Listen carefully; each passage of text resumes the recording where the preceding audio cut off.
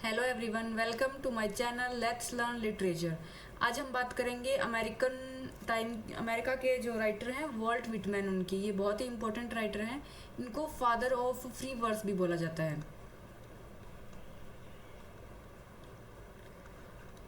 और ये as a humanist ये आते हैं ट्रांसेंडेंटलिज्म और रियलिज्म के बीच में।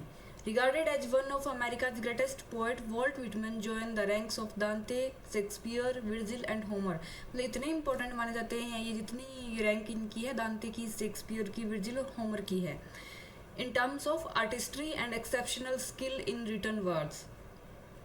One of Whitman's finest work Leaves of grass.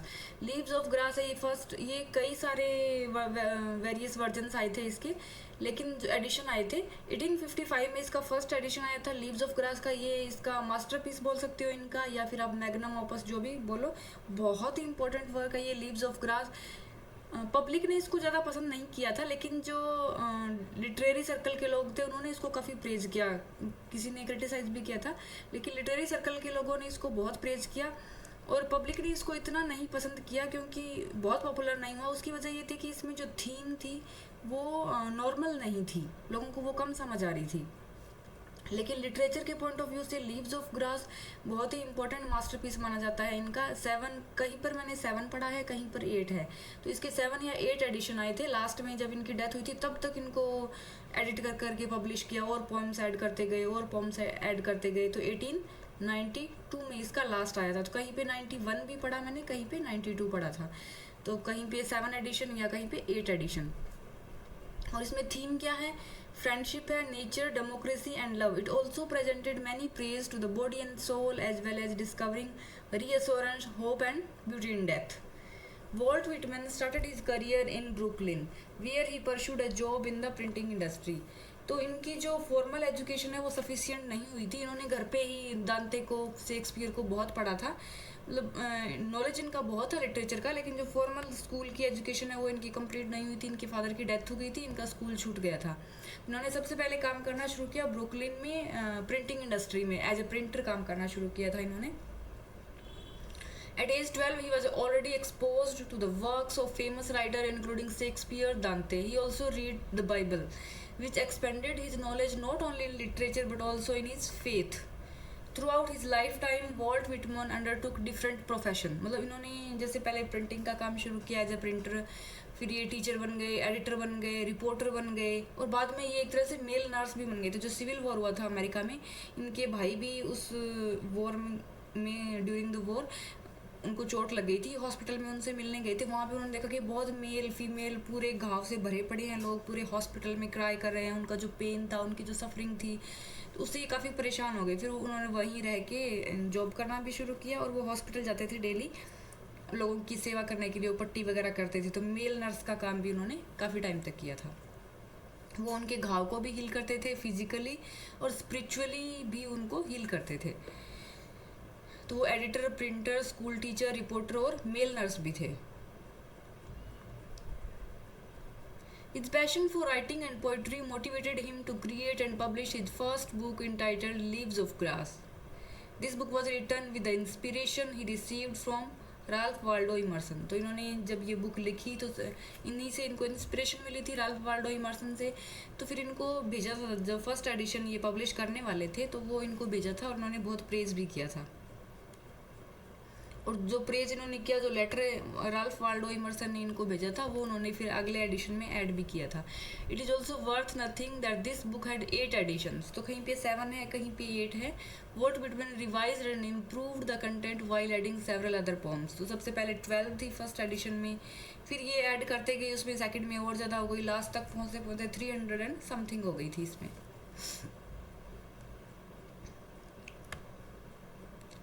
However, the book received mixed reviews from readers and critics alike. तो मिक्स रिव्यू थे, किसी ने इसको बहुत प्रेज किया, किसी ने इसको क्रिटिसाइज किया। Whitman was noted to have received too little amount of praise from the public because his themes were out of ordinary during that time. तो पब्लिक से इनको प्रेज थोड़ी कम मिली, बस उसी यही वजह थी कि जो लैंग्वेज या जो थीम उन्होंने यूज़ की थी वो पब्लिक को समझ नहीं आ रही थी। The Longman anthology of poetry commented that the poet use stylistic innovation and expressed his openness to sex as a theme in his works.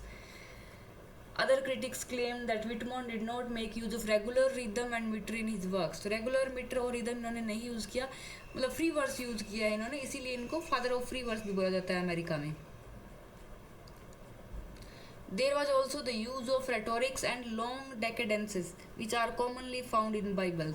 तो डेकेडेंसेस क्या होता है, ये एक तरह से जो रिटन टेक्स्ट होता है उसमें रिदमिक इफेक्ट होता है. कैडेंसेस क्या होता है कि रिटन जो भी टेक्स्ट होता है उसका जो रिदमेटिक इफेक्ट होता है उसको बोलते हैं, जो बाइबल में देखा जाता था. After Walt Whitman published his book he found himself fired from his job as a clerk at the department of interior. तो जो डिपार्टमेंट ऑफ इंटीरियर की हेड थी वहाँ पे ये क्लर्क की जॉब करते थे, तो जो सेक्रेटरी थी उसने इनको निकाल दिया था वहाँ पे. जब इनको पता चला कि अच्छा जो लीव्स ऑफ ग्रास बुक है ये उसके ऑथर ये हैं, तो उनको वो बुक पसंद नहीं थी इनअप्रोप्रिएट थीम की वजह से.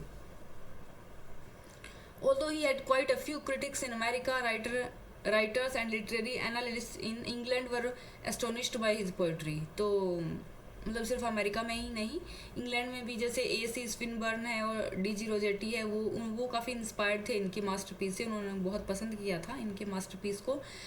Aside from writing poetry, Walt Whitman moved to Washington DC and found employment as a clerk. तो यहाँ पे ये सिविल वॉर का टाइम था, जब वाशिंगटन डीसी गए थे वहाँ पे ये क्लर्क की जॉब करने गए थे. जब हॉस्पिटल में ये अपने भाई से मिलने गए तो वहाँ पे जो सफरिंग इन्होंने देखी थी मैन और वुमन की, जो घायल हुए थे युद्ध में, उनके पेन और सफरिंग से काफ़ी परेशान हो गए थे, डीपली बहुत सैड हो गए थे. तो इन्होंने फिर वहाँ पे सेवा की उन लोगों की, उनको हील किया, उनकी पट्टियाँ करते थे जो सोल्जर थे. He also help them by dressing their wounds and sending messages of peace and hope. Walt Whitman's experience in helping wounded soldiers was one of his inspiration for the poem he wrote in the book published in 1865, जो बाद में उनका एक और addition आया.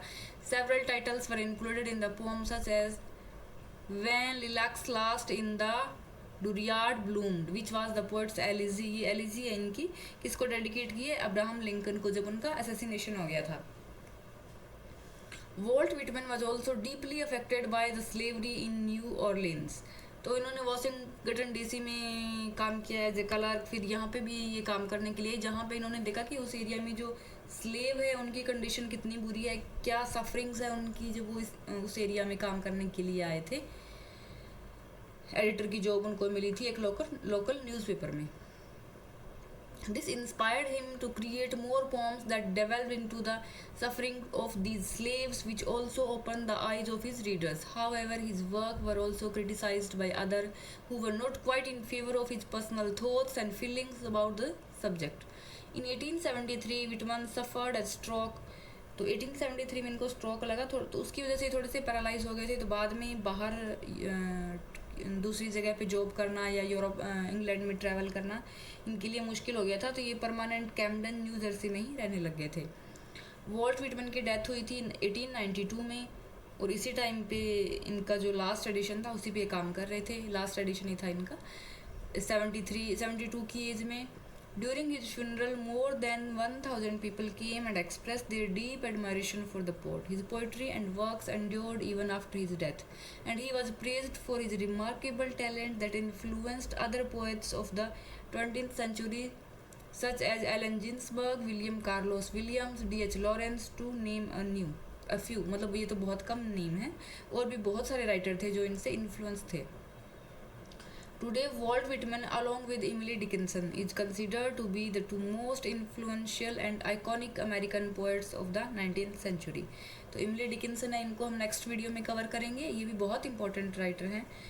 अब थोड़ा सा डिटेल में बात करते हैं लीव्स ऑफ ग्रास, जो इनका मास्टरपीस है उसके बारे में, जो 1855 में फर्स्ट टाइम पब्लिश हुआ था. तो उसमें कितनी थी, 12 पोम्स थी और एक प्रीफेस था. ये डिज़ाइन द कवर, इन्होंने खुद ही उसका डिज़ाइन कवर किया और खुद ही टाइप किया, और पे भी उन्होंने खुद ही किया था. फिर उन्होंने एक कॉपी राल्फ वॉल्डो इमर्सन को भेजी, उन्होंने बहुत प्रेज़ किया इनके वर्क को, और उन्होंने क्या जो रिटर्न में जो लेटर लिखा था उसमें क्या इंक्लूड किया था, I greet you at the beginning of a great career. A year later in 1856 Whitman released a second edition of the book. तो 55 में फिर नेक्स्ट ईयर सेकेंड आया, तो उसमें कितनी थी, 33 पोम्स थी. बाद में ये अपनी पूरे लाइफ टाइम में इस पे काम करते गए. और एडिशंस पब्लिश करते गए, second, third, fourth, fifth, six, seventh, may be eighth, और लास्ट तक पहुँचते पहुँचते जब इनका लास्ट वर्जन आया था 1892 में इनके डेथ के टाइम पे, तो वो था, उसमें कितनी पॉम्स थी, 383 पॉम्स थी उसमें, when including when lilacs last and dooryard bloomed and O captain my captain, ये दोनों ही पोम, ये एलिजी थी अब्राहम लिंकन की डेथ पे, और ओ कैप्टन माई कैप्टन ये भी इब्राहम लिंकन को ही डेडिकेटेड है। Both written to memorialize President Lincoln, ये प्रेसिडेंट लिंकन को बहुत पसंद करते थे। Well-known poems in the 1855 edition include I Sing, The Body Electric, The Sleepers, और Song of Myself है, ये इनकी सबसे इम्पोर्टेंट पोम मानी जाती है। Song of Myself, इसको बहुत प्रेज मिली है। A long poem in 52 section, which is considered by many to be his masterpiece. It contains lines such as, जो important lines है वो हैं, I'm large, I contain multitudes, and bequeath myself to the dirt to grow from the grass I love. If you want me again, look for me under your boot soles. तो ये इसकी important line है। एक और line है, I now 73 years old in perfect health begin, ये अपने बारे में बताते हैं कि मैं 37 years old हूँ। वॉल्ट विटमैन का एक नॉवल है, ओनली नॉवल है इनका, एक ही नॉवल है इन्होंने लिखा था, 1842 में लिखा था ये, फ्रैंकलिन इवांस। और एक इनका वर्क है passage to India, INDIA, India, ये इनकी एक पोम है। और अ पैसेज टू इंडिया एक नोवेल है, वो लिखा था EM फोस्टर ने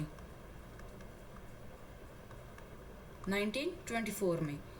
तो जो पोम है पैसेज टू इंडिया वो वॉल्ट विटमैन की है, और जो नोवेल है EM फोस्टर का है अ पैसेज टू इंडिया, वो 1924 में लिखा गया था, वो नोवेल है और ये पोम है। तो इतना ही काफ़ी है वॉल्ट विटमैन के बारे में। Thank you for watching. अगर आपको वीडियो अच्छा लगे तो प्लीज़ लाइक एंड सब्सक्राइब।